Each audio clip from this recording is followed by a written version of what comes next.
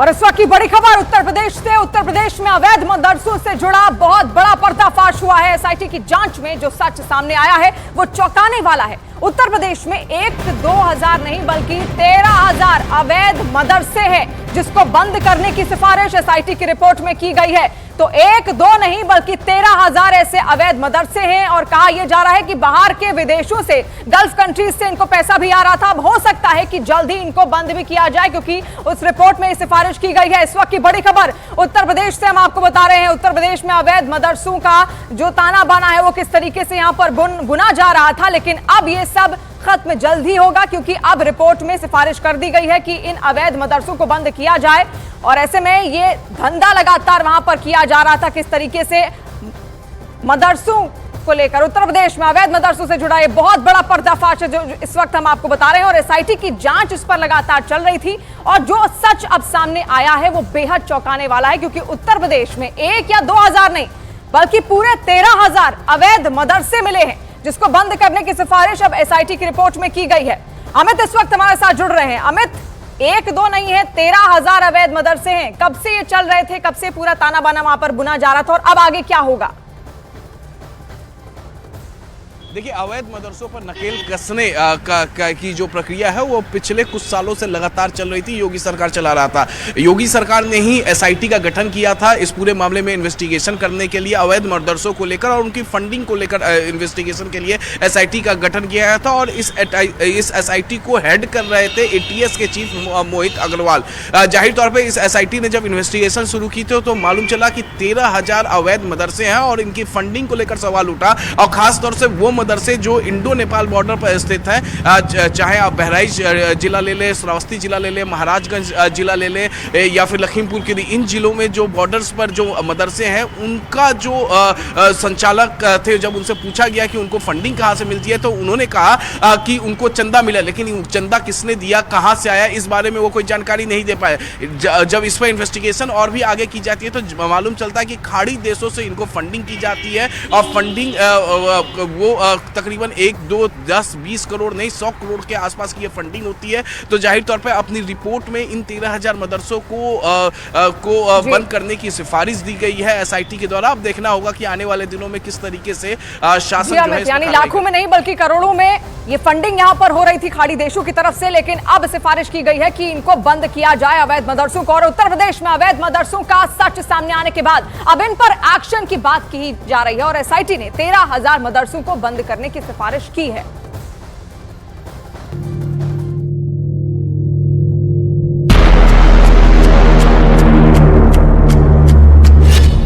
UP के मदरसों पर सबसे बड़ा पर्दाफाश। एसआईटी जांच में सामने आया मदरसों का सच। उत्तर प्रदेश में है 13,000 अवैध मदरसे। उत्तर प्रदेश से सामने आया मदरसों का सच वाकई चौंकाने वाला है। एसआईटी की जांच रिपोर्ट ने उत्तर प्रदेश ही नहीं बल्कि पूरे देश को हैरान कर दिया है। सूत्रों के मुताबिक जांच के दौरान उत्तर प्रदेश में 13,000 अवैध मदरसे मिले हैं। 13,000 अवैध मदरसों को बंद करने की सिफारिश की गई है। ज्यादातर मदरसे भारत नेपाल सीमा के आसपास के जिलों में मौजूद हैं। अवैध मदरसे जांच के दौरान हिसाब किताब का ब्यौरा भी नहीं दे पाए। आशंका यह भी जताई जा रही है कि हवाला के जरिए मिले रकम से मदरसों का निर्माण हुआ है। सूत्रों के मुताबिक मदरसा संचालकों ने यह जानकारी दी है कि खाड़ी देशों से मिले चंदों से मदरसों का निर्माण हुआ है, जिसके बाद इन अवैध मदरसों को बंद करने की सिफारिश की गई है। बड़ी बात है कि मदरसों की फंडिंग की जांच के लिए सरकार ने एसआईटी का गठन किया था, जिसके बाद यूपी एसआईटी की जांच में यह हैरान कर देने वाला सच सामने आया। जांच में सामने आया है कि इन मदरसों में धर्मांतरण की गतिविधियों को बढ़ावा दिया जा रहा था। अधिकांश अवैध मदरसों की फंडिंग विदेशों से हो रही थी। इनका इस्तेमाल भारत विरोधी गतिविधियों के लिए किया जा रहा था। कोई भी देश में शिक्षा व्यवस्था को लेकर के कोई सवाल नहीं है, लेकिन शिक्षा की आड़ में अगर कुछ देश के विरुद्ध गतिविधियां होंगी तो जांचा भी जाएगा और जो दोषी होंगे उनके खिलाफ कार्रवाई भी की जाएगी और उसी के क्रम में कार्रवाई की स्थिति हो सकती है, हुई हो। और आने वाले समय में हम लोग इस दिशा में यह मानते हैं कि जो भी गलत रास्ते अपनाएं वो सब सही रास्ते पे आवे, क्योंकि सही रास्ते में को भी कोई समस्या नहीं होगी, प्रदेश और देश को भी कोई समस्या नहीं। ये जांच पूरे उत्तर प्रदेश के मदरसों की गई थी। खासतौर पर नेपाल की सीमा से लगे यूपी के 7 जिले लखीमपुर, बहराइच, पीलीभीत, महाराजगंज, सिद्धार्थनगर पर ज्यादा फोकस किया गया था, जिसके बाद 13,000 अवैध मदरसों का सच सामने आया और अब इन मदरसों को बंद करने की सिफारिश की गई है।